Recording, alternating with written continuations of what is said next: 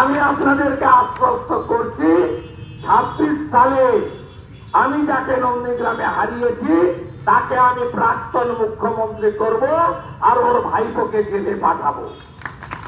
আমি আপনাদেরকে কথা দিয়ে যাচ্ছি, আমার কথা রেকর্ড করে রাখুন। 15 মাস টাইম চাইছি। আর মাননীয় বিরোধী দলনেতা যে কথাগুলো বলে চলেছেন সেগুলো তিনি দীর্ঘদিন ধরে বলে চলেছেন। আমি তাকে একটা সাজেস্ট করব, একটা ভালো ড্রিম ডিকশনারি কেনার। স্বপ্নের অভিধান কলেজ স্ট্রিটে পাওয়া যাবে। তো সেখানে ওই কোন দিন কি স্বপ্ন দেখলে তার কি মানে হয় এগুলো ঠিকঠাক উনি জানতে পারবেন।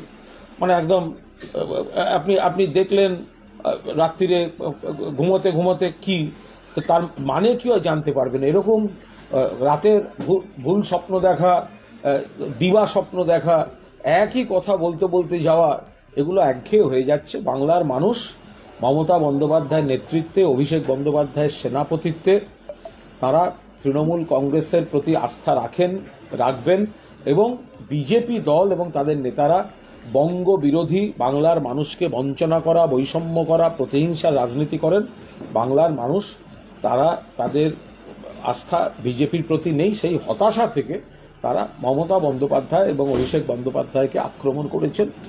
যেহেতু মানুষের ভোটে তারা জিততে পারেন না, সেই কারণে তারা এই ধরনের কথাবার্তা বলেন।